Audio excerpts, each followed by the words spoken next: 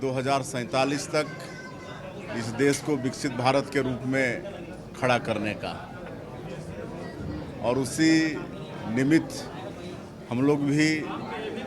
विकसित छत्तीसगढ़ अपने प्रदेश को खड़ा करना चाहते हैं। और इसके लिए अमृतकाल विजन छत्तीसगढ़ 2047 तैयार कर रहे हैं, जिसको 1 नवंबर छत्तीसगढ़ के स्थापना दिवस के दिन प्रदेशवासियों के समक्ष रखेंगे। तो इसके लिए सभी वर्गों का सलाह ले रहे हैं और आज यहाँ पर रायपुर में था, इसके बाद और भी कई स्तर में उनका परामर्श लेंगे। आज यहाँ पर विशेषकर हमारे छत्तीसगढ़ के पूरे प्रदेश भर से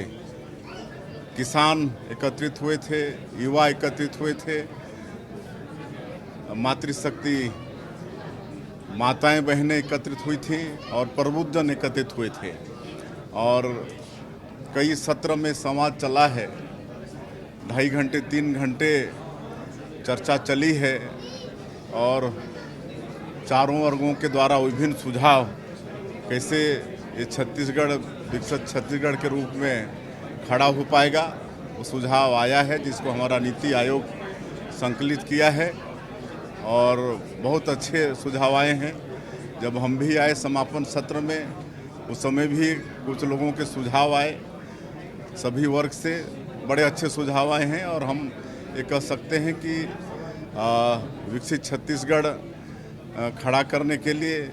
इनके सुझाव बहुत महत्वपूर्ण होंगे। आप खुद किसान हैं, तो सबसे बड़ी बात है कि भाषण में भी आपने किसान का ज़्यादा जिक्र किया है। तो किसान और युवाओं के लिए अगर व्यक्तिगत सोच आपकी रहे तो किस प्रकार की रहेगी 2047 के लिए? देखिए, मुख्यमंत्री के नाते तो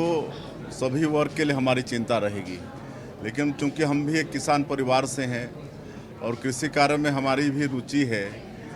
और किसानों के हित में बहुत काम भी कर रहे हैं और हमारे प्रधानमंत्री जी तो चाहते ही हैं कि किसानों की आय दोगुना हो। और सबसे पहले आप इसी से अंदाज़ा लगाइए कि पहले कृषि मंत्रालय नाम था, उसका नाम बदल के कृषक कल्याण मंत्रालय उन्होंने रखा है कि कृषकों का कल्याण हो। और कई तरह के प्रधानमंत्री सिंचाई योजना से लेकर फसल बीमा योजना और भी कई तरह के रिफॉर्म किसानों के हित में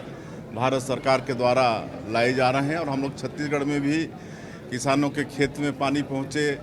उनको समय पर खाद बीज मिले, ये सब चिंता कर रहे हैं। युवाओं के लिए भी स्किल पर बहुत ज़्यादा जोर दिया जा रहा है और आप लोगों को मालूम होगा कि भारत सरकार में भी अलग से स्किल डेवलपमेंट मिनिस्ट्री का भी गठन हुआ है